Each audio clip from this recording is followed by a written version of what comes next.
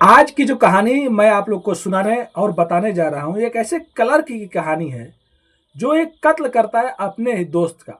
और वो भी परफेक्ट मर्डर प्लान करना चाहता था। उसकी कार को लाके कहीं और पे खड़ा कर देता है और उसकी चाबी कहीं और फेंक देता है और मोबाइल को दूसरी जगह पे जाके वहाँ पे 5-10 मिनट उसको चालू करता है और मोबाइल चालू करने के बाद वहाँ से उस मोबाइल को बंद करके मोबाइल को भी कहीं फेंक देता है।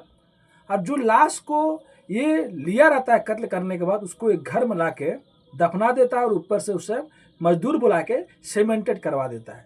मतलब पुलिस को चकमा देने के लिए हर वो काम कर चुका था जो परफेक्ट मर्डर में शामिल होता है।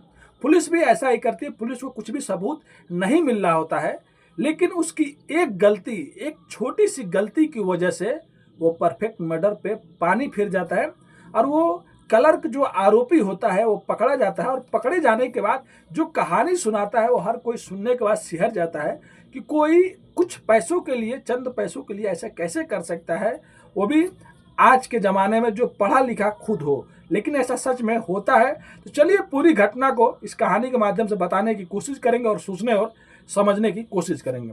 उससे पहले आप लोग से रिक्वेस्ट करता हूं, अगर आप हमारे चैनल पर नए हैं तो चैनल को please subscribe, like, share, comment करना मत भूलिए।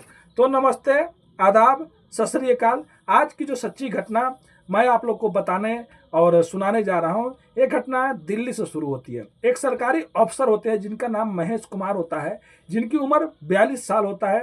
वो पुरातत्व विभाग जो खुदाई करते हैं, जो इतिहास के बारे में जानते हैं, जैसे कुछ पत्थर, कोई मूर्ति, कोई भी सामान मिल गया ज़मीन से पहले ज़माने की, उसको ये लोग देखते हैं, ढूंढते हैं कब कितने टाइम का है। उन लोगों का यही काम रहता है। उसी विभाग में ये महेश कुमार सीनियर पोस्ट पे काम किया करते थे।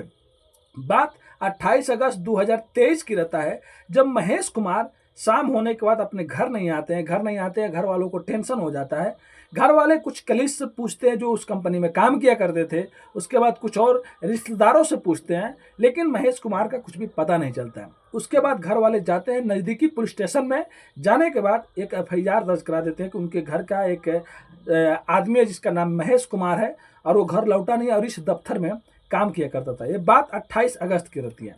FIR दर्ज होता है नाइट के टाइम में, रात के टाइम में। सुबह 29 अगस्त आ जाता है। उसके बाद पुलिस जो होती है इस केस को सीरियसली लेती है और महेश कुमार के दफ्तर पहुंच जाती है। महेश कुमार के दफ्तर जाती है। दफ्तर जाने के बाद जब पूछताछ वहां पर करती है तो पुलिस को कुछ भी हाथ नहीं मिलता है। सबसे पूछ लेती है किसके साथ में कौन काम करता था, लास्ट टाइम कौन देखा था। लेकिन जब महेश कुमार के मोबाइल का लोकेशन पता किया जाता है तो पता चलता है कि मोबाइल का लोकेशन फरीदाबाद में दिखा रहा है। अब पुलिस फरीदाबाद में जाती है, फरीदाबाद में भी पूछताछ करती है, लेकिन मोबाइल वहाँ पे कहीं मिलता नहीं है, लेकिन वहाँ का लोकेशन दिखा रहा होता है। तो ये तो जाहिर हो जाता है कि महेश फरीदाबाद आया होगा। फिर पुलिस को एक जगह से फोन आता है कि एक लावारिस कार मिली है जो दिल्ली के दूसरे इलाके जहाँ पे सरोजनी नगर में गाड़ी मिलती है, पुलिस उसको भी बरामद कर लेती है। अब पुलिस उसको बरामद करने के बाद और इधर मोबाइल का लोकेशन भी फरीदाबाद बता रहा होता है, तो पुलिस को समझ में नहीं आता है कि गाड़ी कहीं और मिलता है, मोबाइल का लोकेशन कहीं और मिल रहा है। फिर पुलिस घर वालों से अच्छे से पूछताछ करती है दोबारा, और उसके बाद दोबारा फिर से पुलिस दफ्तर जाती है।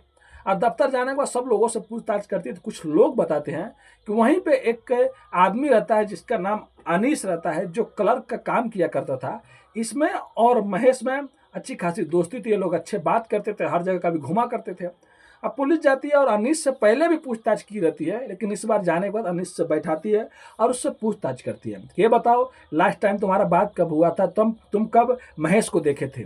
अनीस इधर उधर की बात करता है। फिर अनीस का जब चेकिंग होता है, मतलब तलाशी लिया जाता है, तो वो डरने लगता है। उसके बाद पुलिस को उसके पास से कार की चाबी मिलता है और पहले अनीस बताया रहता है कि मेरे को कार की चाबी दिया था, लेकिन पूछताछ दूसरी बार हो रहा था उस टाइम वो बताता, पहली टाइम नहीं बताया रहता क्योंकि जब कार मिल गया रहता है।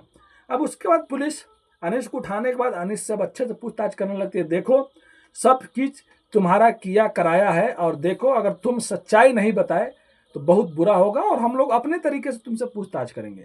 जो अनीस क्लर्क होता है वो ऐसी एक कहानी सुनाता है, सुनने के बाद हर कोई सिहर जाता है कि कोई दोस्त ऐसे कैसे कर सकता है। अनीस कहता है कि जब हमारे विभाग में एक दिन ऐसा आता है कि कुछ सरकारी नौकरियों का वैकेंसी आता है, तब मैं महेश से कहता हूँ, जो मेरा सीनियर रहता है, कि कोई तुम्हारा आदमी है जान पहचान वाला है तो भाई लेके आओ 3-3 लाख रुपए और उन लोगों को करा देंगे। बड़े बाबू लोग से बात करेंगे, जो जान पहचान है, सब लोग उसी में मिलजुल के खाएंगे। उसके बाद महेश 3 आदमियों को पैसा ला के, एक आदमी के 3 लाख रुपए ला के अनीश को 9 लाख रुपए दे देता है। अब अनीश को 9 लाख रुपए तो दे देता है, लेकिन 9 लाख रुपए देने के बाद जो नौकरी होता है वो कुछ दिन हो जाता है, नौकरी नहीं लगता है। उसके बाद महेश अब अपने आदमियों के पैसा अनीश से मांगने लगता है। अब अनीश पैसे बोलता था दूंगा दूंगा, लेकिन पैसे देता नहीं था और नौकरी मिल नहीं रही है।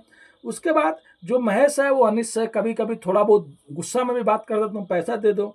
इधर एक अनीश की गर्लफ्रेंड थी जो कभी अनीश को मिला करती थी और वो महेश से भी कभी कभी बातचीत किया करती थी, उसके साथ में देखा करती थी। बाद में एक दिन अनीश को पता चलता है कि उसकी गर्लफ्रेंड को भी महेश अब घुमा रहा है। अब वो सोच रहा होता है कि अब क्या करूं, पैसा भी वो बार बार मांग रहा है और मेरी गर्लफ्रेंड को भी साथ में घुमा रहा है। अब इसका बचने के एक ही उपाय है कि महेश को रास्ते से हटा देते हैं। इसके लिए वो परफेक्ट मर्डर की प्लानिंग करने लगता है कि अगर मैं उसको रास्ते से हटा दूंगा तो पैसा भी नहीं देना पड़ेगा और मेरी गर्लफ्रेंड भी मेरे पास में आ जाएगी। उसके लिए वो 27 अगस्त 2023 को अपने जो विभाग रहता है वहाँ से 5-6 दिन की छुट्टी लेता है और पानीपत चला जाता है।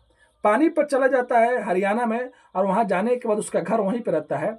और दिल्ली में भी उसको क्वार्टर मिला रहता है, RK पुरम में, जो दिल्ली में है। वहाँ जाने के बाद 27 तारीख को रात को फ़ोन करता है, वो भी व्हाट्सअप कॉल करता है, नंबर से नहीं व्हाट्सअप कॉल करता है। और महेश को करता है, तुम्हारा जो पैसे चाहिए मैं तुमको दे दूंगा, कल 28 तारीख को मैं आ रहा हूँ RK पुरम अपना क्वार्टर पर, तुम वहीं पे आ जाओ। अब महेश सोचता है चलो कुछ भी पैसे आ रहा है तो अच्छा ही है। महेश अब 28 तारीख को वहाँ पर चला जाता है। ये अनीश भी वहाँ पे आ जाता है। अनीश आने के बाद उससे बातचीत करता है, तभी पीछे जाता है और जाने के बाद एक फावड़ा पहले से खरीद के लेके आया रहता है, पॉलीथीन भी पहले से खरीद के लेके आया रहता है। फावड़े से पीछे से मारता है और जो महेश रहता है उसका कत्ल कर देता है। कत्ल करने के बाद उस लाश को क्या करता है, पॉलीथीन में रखता है। पॉलीथीन में रखने के बाद AC चालू करता है, दरवाजा बंद करता है 28 तारीख को। फिर ये वहाँ से चला जाता है पानीपत अपने घर, और अपना मोबाइल पानीपत में ही छोड़ के आया रहता है कि लोकेशन से पता नहीं चलेगा, पुलिस पता लगा नहीं पाएगी।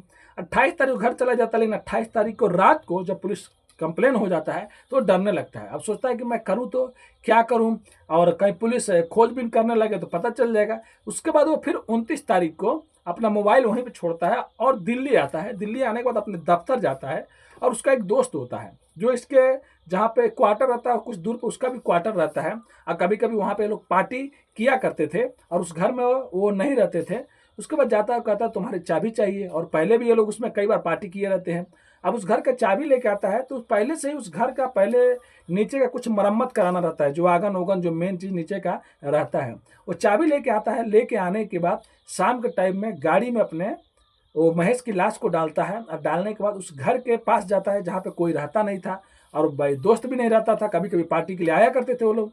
अब जाने के बाद घर के अंदर जाता है और आंगन में ही धीरे धीरे जमीन को कोड़ने लगता है, मतलब मिट्टी निकालने लगता है। मिट्टी निकालते निकालते कई घंटे बीत जाते हैं, उतना मिट्टी निकाल देता है जितना मिट्टी में उस लाश को दफना देता है, ऊपर से मिट्टी उट्टी डाल देता है। ये 29 तारीख की बात रहता है। 28 तारीख को केस लिखवाया रहता है, 28 तारीख को मतलब ये मर्डर करके पानीपत चला गया रहता है और अपना मोबाइल भी वहीं पर छोड़ा रहता है। फिर 29 तारीख को आके ये सब घटना को अंजाम देता है। फिर वहाँ 29 तारीख को करने के बाद फिर से पानीपत चला जाता है, मतलब ये 2 बार दिल्ली आ गया रहता है।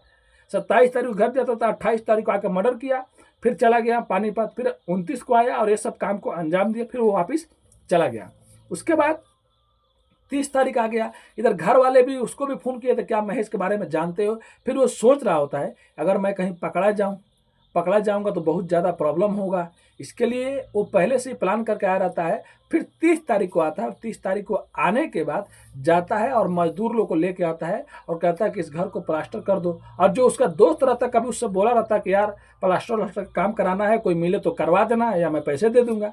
तो 10,000 में बात होता है और उस मजदूर लोग को लेकर आता है, 10,000 देता है और पूरे उस जगह को प्लास्टर करवा देता है। लेकिन जिस दिन 28 तारीख को ये मर्डर किया रहता है उस दिन ये क्या करता है, मोबाइल 2 मोबाइल लेता है महेश का और गाड़ी उठाता है और जाता है फरीदाबाद में। मोबाइल ले जाके वहाँ पे मोबाइल स्विच ऑफ रहता है, यहाँ से उसको ऑन करता है 10-15 मिनट, फिर मोबाइल को वहाँ पे कहीं दूसरी जगह पे फेंक देता है जिससे लोकेशन का पता नहीं चल पाए, और गाड़ी को ले जाकर सरोजनी नगर में छोड़ देता है। फिर उसके बाद ये अपने घर चला जाता है। फिर 29 तारीख को आता है, फिर घर चला जाता है। फिर 30 तारीख को आता है, फिर घर चला जाता है और इसकी छुट्टी पहली या दूसरी तक थी रहती है। जब दूसरी तारीख को आता है अपने दफ्तर, उसके बाद पुलिस इधर 29 को भी गई रहती है, फिर बाद में भी पूछताछ कर रही होती है, फिर बाद में इसका भंडा फूट जाता है। तो सोच सकते हैं यही थी कहानी दिल्ली की, जहाँ पे कुछ पैसों के लिए जो पैसे लौटाना नहीं चाहता था अपने दोस्त का बेरहमी से मर्डर करता है, और वो ये सोच रहा होता है कि वो परफेक्ट मर्डर प्लानिंग कर चुका है। जब पुलिस उसे ये पूछती है कि ये बताओ तुमने तो मर्डर कर दिया, फिर ऐसा क्यों किया, गाड़ी को कहीं और छोड़ा, मोबाइल को कहीं और छोड़ा, बॉडी को कहीं और दफनाया। तो बताने लगा मैं जानता था कि अगर पुलिस ढूंढने भी चाहेगी तो मोबाइल का लोकेशन कहीं और रहेगा, गाड़ी का लोकेशन कहीं और रहेगा, लाश कहीं और छुपा रहेगा, तो पुलिस जाके जहाँ मोबाइल की लोकेशन रहेगा उसी जगह में एरिया में खोजेगी। और वो जब दफना देता है घर में तो सोच रहा होता कभी उसका दोस्त आ गया पार्टी उर्टी करने तो देखेगा घर में नई मिट्टी है, दफनाया हुआ है, या कुछ मतलब मिट्टी क्यों ऐसा किया गया है, तो उसको भी डाउट होगा। इसके लिए मजदूर बुला के 10,000 दे के वो प्लास्टर भी करवा देता। फिर बाद में लाश भी मिलता है, जो गाड़ी भी बरामद हो गए थे, फिर इसको पुलिस उठा के लेके चली जाती है। तो सोच सकते हैं एक ऐसा आदमी जो सरकारी कर्मचारी था, अच्छे से काम कर रहा था, सैलरी पा रहा था, लेकिन पैसे की लालच में पैसे नहीं लौटाना पड़े, इसके लिए अपने दोस्त का बेरहमी से मर्डर करता है, वो भी परफेक्ट मर्डर समझ के। सोचता है मैं पकड़ाऊंगा ही नहीं, लेकिन कार्तिक कितना भी लाख चालाकी कर ले, लाख साजिश कर ले, लेकिन पुलिस से कभी भी नहीं बच सकते मेरे भाई, वो भी आज के ज़माने में। इसलिए कहता हूँ कोई भी गलती काम करने से पहले 100 बार सोचिए, और गलत काम करने से पहले जो गलती करना है उसके बारे में सोच लीजिए कि आपके आगे पीछे भी घर वाले कुछ हैं, और किसी का मर्डर या हत्या क्यों करना, उसके भी घर वाले हैं, उसके भी बेटे हैं, उसके भी बच्चे हैं, तो ये सब काम नहीं करना चाहिए। अगर आपको सच में कोई प्रॉब्लम कर रहा है, परेशान कर रहा है, तो पुलिस से जाइए, मदद लीजिए। और यहाँ पर ये गलत रास्ता अपनाया, अब इसके लिए ज़िंदगी भर जेल में सड़ेगा, और अपनी लाइफ तो ख़राब किया, और एक बेचारे एक निर्दोष आदमी का भी मर्डर कर दिया, और यहाँ पे खुद जेल में चला गया। ये कहानी सुनाने का उद्देश्य दोस्तों किसी का भी दिल दुखाना नहीं है, बस आप लोग को जागरूक और सचेत करना अपनी कहानियों के माध्यम से। जहाँ भी रहे सेफ रहे, स्वस्थ रहें, जल्दी किसी पर विश्वास मत करें, क्योंकि आदमी लोग बहुत जल्दी बहुत लोगों पर विश्वास कर लेते, फिर बाद में बहुत बार भयानक कांड हो जाता है या कोई साजिश हो जाता है। इसके लिए कहीं भी रहे तो सेफ रहे, अपने भाई के चैनल को सब्सक्राइब करें, लाइक करें, शेयर करें। मिलते हैं नेक्स्ट वीडियो में फिर से कुछ सच्ची कहानियों के साथ। अभी के लिए अलविदा लेते हैं आप लोगों से, धन्यवाद। वीडियो जल्दी जल्दी इसलिए बना रहा हूँ मेरे भाई, क्योंकि शाम हो गया, बोलने में कुछ गलती हो जाए तो अपने भाई को माफ़ कर दीजिएगा।